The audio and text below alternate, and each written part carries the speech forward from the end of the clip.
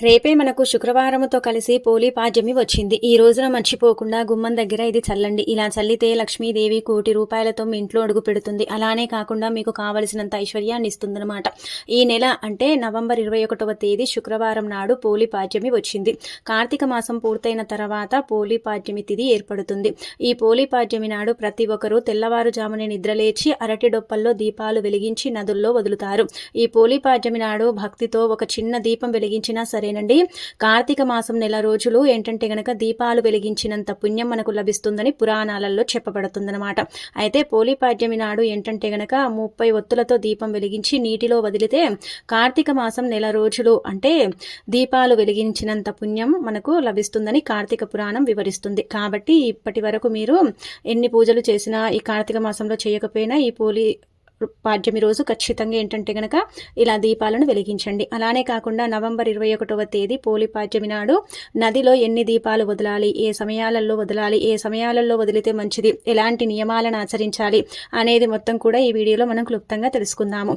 అలానే వీడియోని చివరి వరకు చూడండి. వీడియో నచ్చితే ఒక లైక్ కూడా చేయండి. కొత్తగా చూస్తున్నట్టయితే సబ్స్క్రైబ్ చేసుకోండి. ఇంకా ఆ తర్వాత ఏంటంటే గనక మనకు రేపు నవంబర్ 21 అత్యంత పవిత్రమైన శుక్రవారంతో కలిసి పోలీ పాడ్యమి వచ్చింది. ఈ శుక్రవారం మధ్యాహ్నం 12:45 వరకు కూడా ఏంటంటే గనక పాడ్యమి తిథి అనేది ఉంటుందన్నమాట.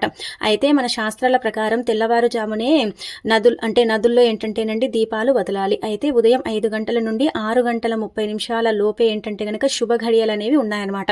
కాబట్టి ఉదయం ఏంటంటే గనక ఈ సమయాలలో ప్రతి ఒక్కరు కూడా నదుల్లో దీపాలు వదలాలన్నమాట. కానీ మనలో కొంతమందికి ఏంటంటే గనక ఉదయాన్నే నదుల దగ్గరికి వెళ్ళటం కుదరదు కదా. అలాంటి వాళ్ళు ఏంటంటే గనక కష్టం అనుకోకుండా ఏంటంటేనండి మీరేంటంటే మధ్యాహ్నం 12:45 సమయం వరకు కూడా ఏంటంటే గనక పాడ్యమి తిథి ఉంటుందన్నమాట. ఆ పాడ్యమి తిథి ఉన్నంత వరకు కూడా నదుల్లో దీపాలు వదలవచ్చు. ఈ పోలీ పాడ్యమి నాడు ప్రతి ఒక్కరూ తెల్లవారుజామునే నిద్రలేచి చక్కగా తలస్నానం చేసి ఆ తర్వాత ముందుగా ఏంటంటే గనక ఇంట్లో దీపారాధన చేసుకోవాలి. ఆ తర్వాత నదుల్లో దీపాలను వదలాలి. మీ ఇంటి దగ్గరలో ఉన్న నదుల దగ్గరికి వెళ్ళి దీపాలు వదలవచ్చు. అందుబాటులో ఉండే దీపాల అంటే నదుల దగ్గర కూడా దీపాలను వదలవచ్చు అనమాట. అలా కుదరని పక్షాన తులసి కోట ముందు ఏంటంటే గనక పోలీ దీపాలను వదలండి. కార్తీక మాసంలో మొత్తం 30 రోజులు ఉంటాయి. కాబట్టి ఈ పోలీ పాడ్యమి నాడు ప్రతి ఒక్కరూ తప్పనిసరిగా అరటి డొప్పల్లో 30 ఒత్తుల దీపం వెలిగించి నీటిలో వదలాలన్నమాట. ఇలా వదిలితే కార్తీక మాసంలో చేసిన పూజలకు రెట్టింపు ఫలితం అనేది లభిస్తుంది. అలానే కాకుండా శివయ్య ఆశీర్వాదం కూడా లభిస్తుంది. ఈ పోలీ పాడ్యమి రోజున చేసే పూజలకు రెట్టింపు ఫలితంతో పాటు మనకేంటంటే ఆయురారోగ్యాలు కూడా కలుగుతాయని పురాణ గ్రంథాల్లో చెప్పబడుతుందన్నమాట. శుక్రవారం నాడు స్త్రీలు ఉదయాన్నే నిద్రలేచి ముందుగా ఇల్లంతా కూడా క్లీన్ చేసుకొని ఇంటి గడపలకు పసుపు రాసి కుంకుమతో బొట్టు పెట్టి వాకిట్లో చక్కగా ముగ్గు పెట్టుకొని ఇంటి గుమ్మాలను ఏంటంటే గనక చక్కగా అలంకరించుకోవాలి.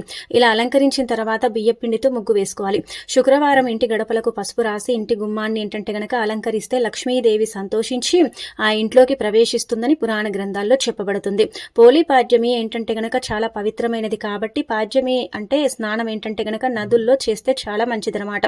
దీపాలు వదిలేటప్పుడు ఏంటంటే గనక నదుల్లో స్నానం చేసి ఆ తర్వాత దీపాలని వదలాలని మనకు ఏంటంటే పురాణాలలో చెప్పబడుతుందన్నమాట. కాబట్టి ఈరోజు నది స్నానం చేస్తే పూర్వజన్మ పాపాలు తొలగిపోతాయి. అలానే కాకుండా మీకు మోక్షం ప్రాప్తిస్తుందన్నమాట. నదుల్లో ఏంటంటే కనుకండి స్నానం చేయటం కుదరదు కదా. అలాంటి వాళ్ళు ఇంట్లోనే స్నానం చేస్తారు కదండి. వాళ్ళు ఏంటంటే గనక 2 ఉప్పురాళ్ళు చిటికెడంత పసుపుని నీటిలో కలుపుకొని స్నానం చేస్తే చాలా మంచిది. అలాగే తప్పనిసరిగా మీరు ఏంటంటే గనక ఆ అద్భుతమైన ఫలితాలను పొందుతారని చెప్పొచ్చు. ఇలా స్నానం చేసి మీ ఇంట్లో నీటిని చిలకరించుకోండి, పసుపు నీళ్లను. అలా చిలకరించిన తర్వాత ముందుగా ఏంటంటే గనక మీ ఇంట్లో దీపారాధన చేయండి. పూజ చేసి తులసి కోటలో కూడా దీపం వెలిగించి ఆ తర్వాత పోలీ దీపాలు వదలండి. కాబట్టి పూజ చేసే ఆడవారు ముందుగానే ఏంటంటే గనక కాళ్లకు పసుపు రాసుకొని పాపిట్లో బొట్టు పెట్టుకొని ఇంట్లో దీపారాధన చేయాలి. ఇలా దీపం పెట్టేటప్పుడు ఏంటంటే గనక ఇంట్లో మన దగ్గర ఉండే అంటే మన పూజ గదిలో ఉండే పటాలన్నీ కూడా క్లీన్ చేసుకోవాలి ముందు రోజే. అలా చేసుకొని మీ దగ్గర ఉండే పుష్పాలతో అలంకరించుకొని పాడ్యమి రోజున ఆవు నెయ్యితో దీపారాధన చేస్తే చాలా మంచిదండి. పూజ గదిలో 2 నెయ్యి దీపాలు వెలిగించి ఓం నమో భగవతే వాసుదేవాయ నమః అనే మంత్రాన్ని 9 కానీ 11 కానీ 21 సార్లు కానీ చదువుతూ ఇక మీరేంటంటే గనక పూజ చేసుకోవాలన్నమాట. అలా పూజ చేసేటప్పుడు మీరేంటంటేనండి నైవేద్యంగా పాలతో చేసిన పరమానందం లేదంటే గనక పాయసాన్నైనా సరేనండి మీరు నివేదన చేయొచ్చు. ఇక అనంతరం వచ్చేసి ఏంటంటే అది కుదరకపోతే చిన్న బెల్లం ముక్కను కూడా నివేదన చేస్తే సరిపోతుంది. పోలీ పాడ్యమి శుక్రవారం కలిసి వచ్చింది కాబట్టి ఈ రోజున మీ ఇంట్లో పాలు పొంగించి ఆ పాలతో నైవేద్యం చేసి లక్ష్మీదేవికి నివేదన చేస్తే లక్ష్మీదేవి సంతోషించి మీ ఇంట్లో అంటే కాసుల వర్షాన్ని కురిపిస్తుందని పురాణ గ్రంథాల్లో చెప్పబడుతుంది. అలానే కాకుండా మీ ఇంట్లోనే ఉండిపోతుంది, ఇల్లు దాటి బయటికి వెళ్ళదనమాట. అందుకే పాలతో చేసిన నైవేద్యం మాత్రమే పెట్టుకోండి. ఇక ఆ తర్వాత ఈ పోలీ పాడ్యమి నాడు ఇంట్లో ఉదయాన్నే ఏంటంటే దీపారాధన చేసి తులసి కోటలో దీపం వెలిగించి మీ ఇంటి దగ్గరలో ఉండే ఏదైనా నది లేదా చెరువుల దగ్గరకైనా సరే వెళ్ళొచ్చు అనమాట. అక్కడికి వెళ్ళి నీళ్ళల్లో దీపాలు వదలండి. నదుల్లో పోలీ దీపాలు వదిలేవారు ఎలా పెడితే అలా వదలకూడదు. ఎందుకంటే కొన్ని నియమాలను ఆచరించుకుంటూ దీపాలను వదలాలి. కొన్ని నియమాలు పాటిస్తే నదుల్లో ఏంటంటే కనుక దీపాలు వదిలితే రెట్టింపు ఫలితం లభిస్తుంది. నది దగ్గరికి వెళ్ళగానే ముందుగా నదికి నమస్కారం చేసుకోండి. నదిలో ఉన్న నీటిని గంగాదేవిగా భావించి ఆ తర్వాత ఏంటంటే గనక సూర్యుడికి ఆర్ఘ్యం ఇవ్వాలన్నమాట. కాబట్టి తూర్పు ముఖాన నించొని సూర్యుడికి ఏంటంటే గనక ఆర్ఘ్యం సమర్పించండి. సూర్యదేవుడికి నమస్కారం చేసుకొని ఈ రోజున సూర్యుడికి ఆర్ఘ్యం ఇస్తే ఎన్నో శుభ ఫలితాలు కలుగుతాయి. ఈ విధంగా సూర్యుడికి అత్యంత ప్రీతికరమైన అర్ఘ్యాన్ని ఇచ్చిన తర్వాత నీటిలో ఏంటంటే దీపాలు వదలాలి. అయితే నదుల్లో మనలో చాలా మంది కూడా అరటి డొప్పల మీద ఒత్తులు వెలిగించి నదుల్లో పోలీ దీపాలు వదులుతారండి. కానీ ఇలా సాధారణంగా ఏంటంటే గనక చెప్పాలంటే పోలీ పాడ్యమి రోజున మాత్రం 30 ఒత్తులు ఖచ్చితంగా వెలిగించాలి. పోలీ దీపాలు ఎలా వదలాలంటే ముందుగా 30 ఒత్తులు సిద్ధం చేసుకుని ఈ 30 ఒత్తులకు ఏంటంటే గనక ఒక గుబ్బ ఒత్తి లాగా కట్టి అదేంటంటే గనక ఆవునేతిలో నానబెట్టి పక్కన పెట్టుకోండి. ఆ తర్వాత ఒక అరటి డొప్పను తీసుకుని నిండుగా పసుపు రాసి కుంకుమతో బొట్టు పెట్టి ఎర్రటి డొప్పలు ఏంటంటే కనుక 30 ఒత్తులను పెట్టి మీరేంటంటే కనుక వెలిగించాలన్నమాట. ఇక్కడ ఈ తప్పులు చేయకండి. మనము అగ్గిపుల్లతో ఏంటంటే కనుక 30 ఒత్తులను వెలిగించకూడదు. ఇలా మీరు అగరవత్తులతో కానీ లేదంటే కనుక మనం హారతి ఇస్తాం కదా దానితో కానీ హారతితో కానీ దీపాలను వెలిగించి ఈ దీపాన్ని ఏంటంటే కనుక పుష్పాలతో చక్కగా అలంకరించి నదిలో వదలాలన్నమాట. ఈ దీపాన్ని నీటిలో వదిలిన తర్వాత 3 సార్లు ముందుకు తోస్తూ దీపానికి నమస్కారం చేసుకోవాలి. తలపైన నీళ్లను చల్లుకోవాలి. దీపాలు వదిలి నమస్కారం చేసుకున్న తర్వాత ఇక ఆ తర్వాత ఏంటంటే కనుక ₹1 నాణ్యాన్ని తీసుకొని మీ మనసులో ఏదైనా కోరిక కోరుకొని ఆ ₹1 నాణ్యాన్ని నదిలో విడిచిపెట్టి మీ మనసులో ఉన్న కోరిక ఖచ్చితంగా తీరుతుంది నదిలో ఒడిదులు పెట్టడం వల్ల. ఇక ఆ తర్వాత ఏంటంటే కనుక మనము నదిలో ఉన్న నీటిని గంగాదేవిగా భావిస్తూ నదిలో పసుపు కుంకుమ పుష్పాలు సమర్పించి గంగాదేవికి నమస్కారం చేసుకోండి. ఇలా చేయడం ద్వారా మీ జాతకంలో ఉన్న దోషాలు వెంటనే తొలగిపోయి మీ కష్టైశ్వర్యాలు కలుగుతాయి. అదేవిధంగా మీకు ఏంటంటే మంచి ఫలితాలు కూడా ఉంటాయని చెప్పొచ్చు. పోలీ పాడ్యమి నాడు ఉదయం 6:30 లోపే పోలీ దీపాలు వదలండి. కుదరకపోతే మధ్యాహ్నం 12:15 అంటే 45 నిమిషాల వరకు నదిలో ఏంటంటే కనుక దీపాలు వదలవచ్చు. ఇలా వదిలినా మనకు మంచి ఫలితాలు ఉంటాయి. అలానే కాకుండా నదుల్లో పోలీ దీపాలు వదలటం అందరికీ సాధ్యం కాదు కాబట్టి అలాంటి వాళ్ళు ఇంట్లో తులసికోట దగ్గర ఏంటంటే కనుక దీపాలు వదలవచ్చు. తులసికోటను అందంగా అలంకరించి తులసికోట ముందు శుభ్రం చేసుకుని బియ్యపిండితో ముగ్గు వేయాలన్నమాట. బియ్యపిండితో ఏంటంటే కనుక పద్మదళ అష్టం ముగ్గు వేసి ఆ ముగ్గు పైన ఒక పెద్ద అంటే బేసన్ని పెట్టుకోండి. ఇత్తడి బేసన్ అయితే చాలా మంచిది.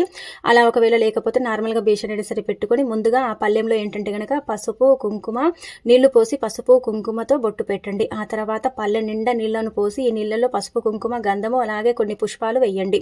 ఆ తర్వాత అరటి డొప్పలు తీసుకొని 30 ఒత్తుల దీపం ఏంటంటే వెలిగించి ఆ పళ్ళెంలో ఆ బేసన్లో ఈ నీటిని తలుచుకుంటూ మీరు చక్కగా ఏంటంటే కనుక ఇలా దీపాలు వదలండి. ఆ ప్లేట్లోనే ఏంటంటే కనుక ఆ పళ్ళెంలో మీరు ఏంటంటే కనుక దీపాలు వదిలి అలా మీరు ప్రదక్షిణలు చేసేసి నమస్కారం చేసుకొని కొన్ని నీళ్లను తలపైన చల్లుకొని ఇక మీరు ఏంటంటే కనుక ముందుకు తోస్తే సరిపోతుందన్నమాట. ఇలా చేసుకోవటం వల్ల కూడా ఖచ్చితంగా మీకు ఏంటంటే ఫలితం ఉంటుంది. ఇక్కడ ఇది గుర్తుపెట్టుకోండి, మీరు ఈరోజు పోలీ కథను చదివినా విన్నా మీకు ఏంటంటే కనుక పూర్తి సంపూర్ణ అనుగ్రహం కలుగుతుంది. కాబట్టి పోలీ కథను ఖచ్చితంగా వినాలన్నమాట. అలా వింటే మీకు దీపాల ఫలితం అనేది తప్పక లభిస్తుంది. ఈ విధంగా ఏంటంటే కనుక ఉదయాన్నే పోలీ దీపాలు వెలిగించి సాయంత్రం 6 దాటిన తర్వాత ఇంటి గుమ్మం ముందు 2 దీపాలు వెలిగించండి. ఇక ఈ రోజున తప్పనిసరిగా ప్రతి ఒక్కరూ ఉపవాసం ఉండాలి. ఈ రోజున ఉపవాసం చేస్తే మనకేంటంటే కోటి జన్మల పుణ్యం లభిస్తుంది. విశేషంగా ఏంటంటే గనక మనకు శివపార్వతుల అనుగ్రహం కూడా కలుగుతుంది, లక్ష్మీదేవి అనుగ్రహం కలుగుతుందని పురాణాలలో చెప్పబడుతుంది. ఈ రోజు దగ్గరలో ఉన్న విష్ణు ఆలయంలో కానీ శివాలయంలో కానీ దీపాలు వెలిగించాలి. 365 ఒత్తుల దీపం వెలిగిస్తే ఇంకా మంచిది. లేదా ఉసిరి దీపాలు పిండి దీపాలు కానీ వెలిగించవచ్చు. మరీ ముఖ్యంగా ఈ రోజున ఏంటంటే గనక మనమండి దాన ధర్మాలు చేస్తే మనకు చాలా అద్భుతమైన ఫలితం లభించడంతో పాటు కటిక దరిద్రము నుంచి మనం బయటపడతాము. అందుకే అన్నదానం కానీ, వస్త్రదానం కానీ, లేదంటే మీకు తోచిన దానం కానీ చేయొచ్చు. బ్రాహ్మణులకు ఏంటంటే గనక దక్షిణ తాంబూలం సమర్పించవచ్చు. వారి ఆశీర్వాదాన్ని కూడా మీరు తీసుకోవచ్చు అనమాట. శివుడికి ఈ రోజు అభిషేకం చేస్తే కోటి జన్మల పుణ్యం లభిస్తుంది. అలానే కాకుండా శివ పూజలో ఈ రోజు మనం చక్కగా నిష్ట నియమాలతో పూజ చేసుకొని శివుడికి ఆవు పాలతో పూజ చేసి అభిషేకం చేసుకుంటే అఖండ ధన ప్రాప్తి కలుగుతుంది. అలానే కాకుండా మీకు మంచి కూడా జరుగుతుందని పురాణ గ్రంథాల్లో స్పష్టంగా చెప్పబడుతుంది. కాబట్టి శివుడికి ఏంటంటే గనక ఆవు పాలతో ఈరోజు అభిషేకం చేయండి. అంటే ఈ కార్తీక మాసంలో మేము చెయ్యలేదు అనుకుంటారు కదా, అలాంటి వాళ్ళు ఆవు పాలతో ఈరోజు అభిషేకం చేయొచ్చు. బిల్వ పత్రాలను సమర్పించవచ్చు. పంచామృతాలతో అభిషేకం చేయొచ్చు.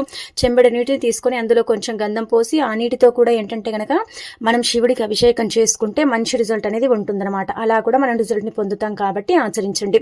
ఆ తర్వాత ఈరోజు మీ గుమ్మం దగ్గర ఇది చల్లండి. ఇది చల్లటం వల్ల మంచి ఫలితాలు ఉంటాయన్నమాట.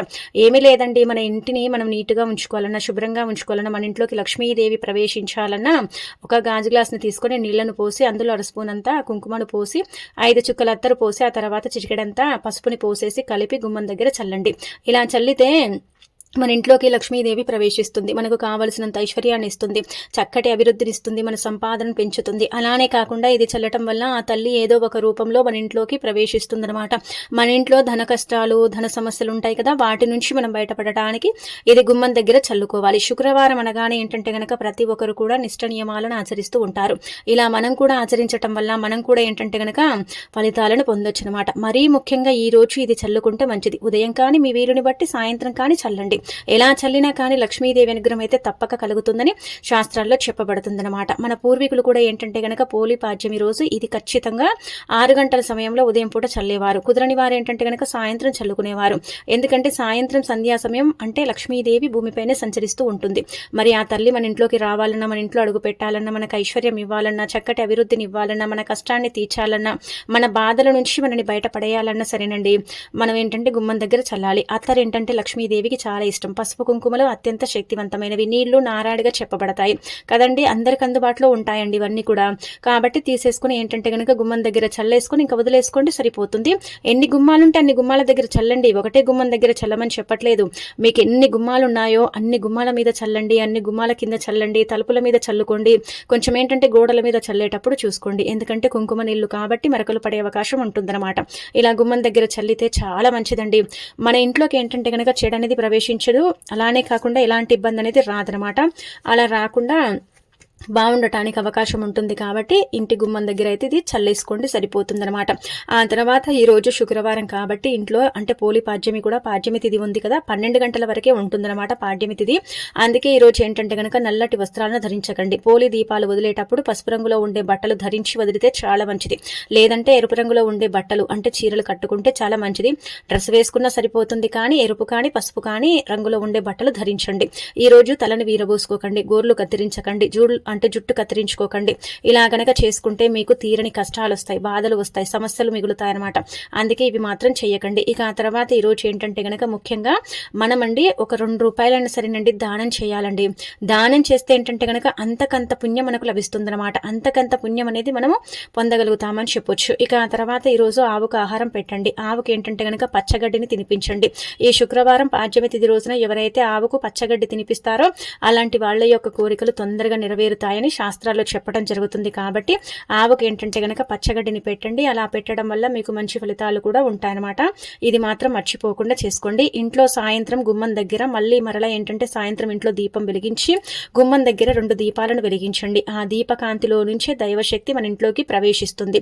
అలానే ఏంటంటే గనక మనము ఇలా ఏంటంటేనండి చేసుకున్న తర్వాత ఇంట్లో సాయంత్రం సాంబ్రాణి ధూపం కూడా వేసుకోండి. ఖచ్చితంగా ధూపం అనేది వేసుకోండి. గుగ్గిలంతో కానీ లేదంటే గనక మీ ఇష్టానికి తగ్గట్టుగా మీరు ఇలా సాంబ్రాణితో కానీ గుగ్గిలంతో కానీ ఇంట్లో ధూపం వేస్తే నలుమూలల్లో దాగి ఉన్న దుష్టశక్తులన్నీ కూడా బయటికి వెళ్ళిపోయి మనకు దైవానుగ్రహం కలగటంతో పాటు మన ఇంటికి లక్ష్మీదేవి ఏంటంటే గనక ప్రవేశిస్తుంది. ఆ తల్లి ఏదో ఒక రూపంలో ధనంతోనే మన ఇంటికి వస్తుంది, మన ఇంట్లో అడుగు పెడుతుంది. మన ఇంట్లో ఏంటంటే గనక సుఖ సంతోషాలను కూడా కలిగిస్తుందని మనకు పురాణ గ్రంథాల్లో క్లుప్తంగా చెప్పబడుతుంది. అందుకే ఏంటంటే గనక ఈరోజు ఇలా నియమాలను ఆచరించుకుంటూ చక్కగా లక్ష్మీదేవి అనుగ్రహానికి పాత్రలు కండి. ఇక తిరుగుండదని చెప్పుకోదగ్గ విషయం అనమాట. గుమ్మం దగ్గర ఇది ఖచ్చితంగా చల్లుకోండి.